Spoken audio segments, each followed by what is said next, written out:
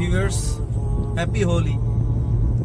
আজি আমি গৈ আছো বৰপেটা কীৰ্তন ঘৰ দেউল উৎসৱ চাবলৈ আৰু মোৰ লগত আছে আজি আমাৰ নৱাগতা সিংগাৰ কৰিশ্মা দেৱী মোৰ লগত আছে, পাছত বহি আছে এয়া, আৰু লগত আছে ৰতন দা আছে, বৰষা আছে।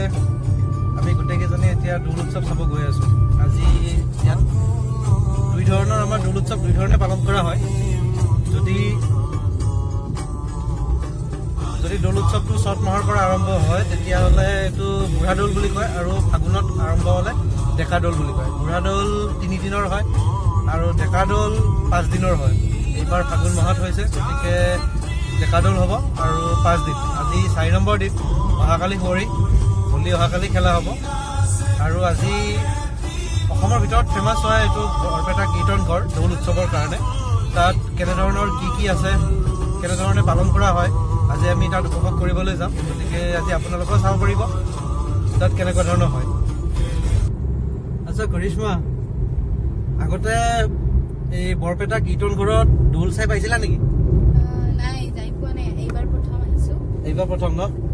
ভালে লাগিব চাগে ন? তাকে ভাবিছো, ভাল লাগিব চাগে। আজি এতিয়া যিহেতু হোলীৰ বতৰ হয়, আৰু আমি আমাৰ যিখিনি ল'ৰা আছামৰ মানুহ আছে, বিশেষকে আমিতো বৰপেটা কীৰ্তন ঘৰৰ মতে আমি মানুহ বা চলো, গতিকে আমি হোলীটো হওক বা দৌলটো হওক আমি বহুত ভাল পাওঁ। গতিকে সেই হেতুকে আজি হোলীৰ বতৰত এটা হোলী গীতে হৈ যাওক তোমাৰ কণ্ঠত, নে কি কোৱা? নিশ্চয় ন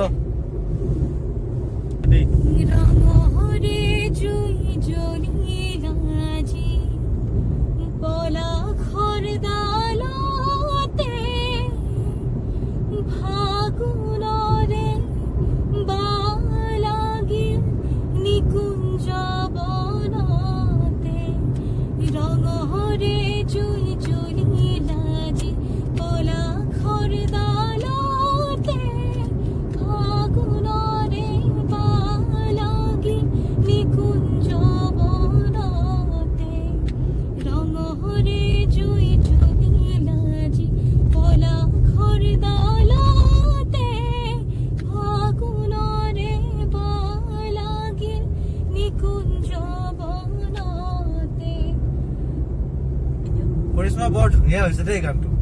হোলীৰ দিনত হয়, হোলীৰ দিনত হোলীৰ গীত শুনাৰ মজাই বেলেগ।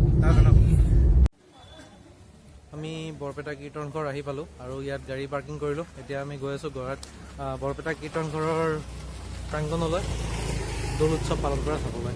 ব'লক আমি চাওঁগৈ।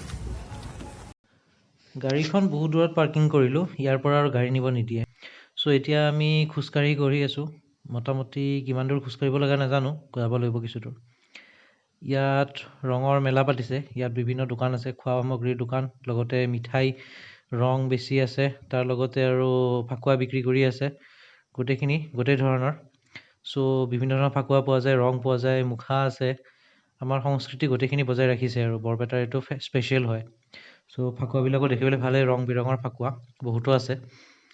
তাৰ লগতে আমি এতিয়া যাম এই দোকানৰ মাজে মাজে গৈ পেলাই কীৰ্তন ঘৰৰ মুখ্য দুৱাৰ যিখন আছে, মুখ্য দুৱাৰেৰে যাম। আৰু এইখন হ'ল মুখ্য দুৱাৰ, আৰু ভিতৰত কীৰ্তন ঘৰৰ ভিতৰত এতিয়া হোলী গীত চলি আছে। আমি ব'লক হোলী গীত চাওঁ।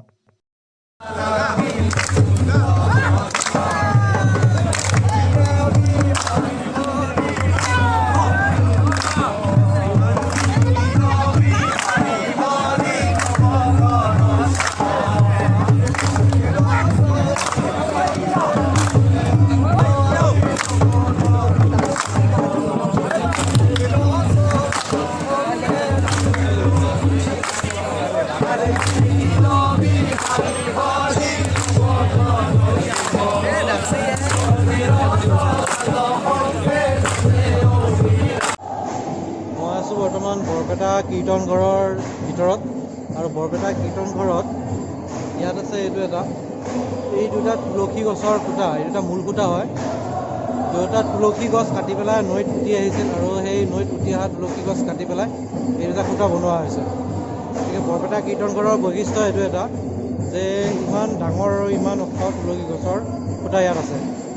আপোনালোকক মই দেখুৱালোঁ যে বৰপেটা কীৰ্তন ঘৰৰ ভিতৰ চোৱাৰ দেখুৱালোঁ। ইয়াত কিছুমান নিয়ম বান্ধি দিয়া আছে যে মহিলাৰ প্ৰৱেশ নিষেধ, আৰু মাৰ্জিত সাজ পোছাক পিন্ধি পেলাই প্ৰদক্ষিণ কৰিব লাগিব। এইবিলাক গোটেইখিনি বস্তু লিখি দিয়া আছে। আৰু তুলসীৰ খুঁটা ইয়াত আছে, আৰু ইয়াত মানস কৰিলে কিছুমান মানস পূৰণ হয় বুলি কয়। চ' এই দুটা বৈশিষ্ট্য হ'ল তুলসী গছৰ মূল খুঁটা, বৰপেটা কীৰ্তন ঘৰৰ ভিতৰত যি দুটা মূল খুঁটা সেইটো তুলসী গছৰ খুঁটা।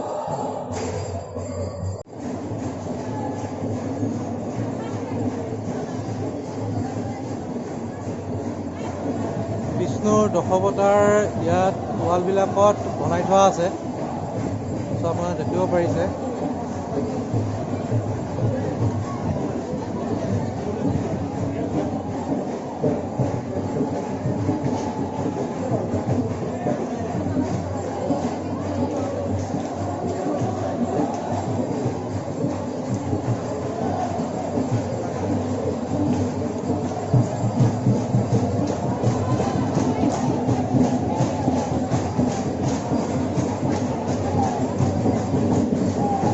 মন্দিৰৰ ভিতৰ চৰাটো দেখা পালেই। এতিয়া এয়া বাহিৰ চৰা, এয়া বাহিৰত বিভিন্ন ধৰণৰ কাৰুকাৰ্য কৰা আছে।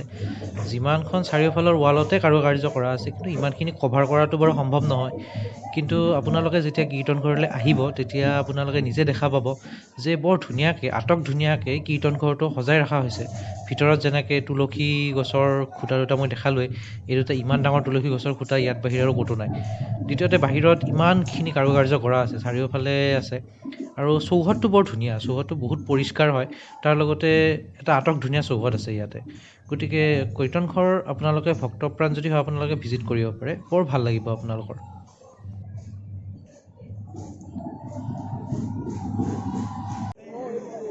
বৰপেটা কীৰ্তনখন প্ৰাংগণত এয়া হ'ল দৌল মন্দিৰ। এইটো দৌল মন্দিৰ হয়, ইয়াতে দৌল পূজা কৰা হয়, তাৰপিছত হোলী খেলা হয়। এইটো হ'ল বৰপেটা কীৰ্তনখন প্ৰাংগণৰ দৌল মন্দিৰ।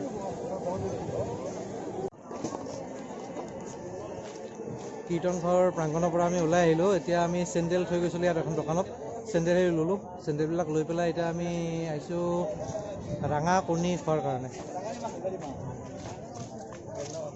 আমাৰ বৰপেটাৰ ৰাঙা ডিমা ফেমাছ।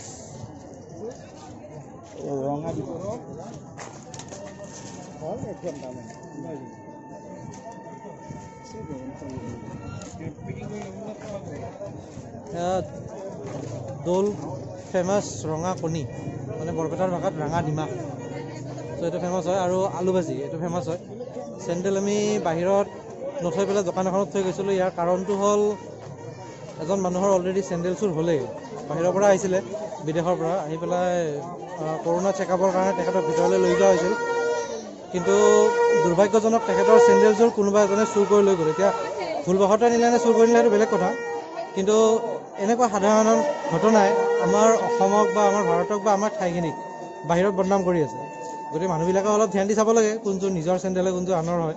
বা চুৰ কৰিলেও ইমান সাধাৰণ বস্তু চুৰ কৰিব নালাগে যিটোৰ ফলত গোটেই ঠাইখিনিৰে বদনাম হয়।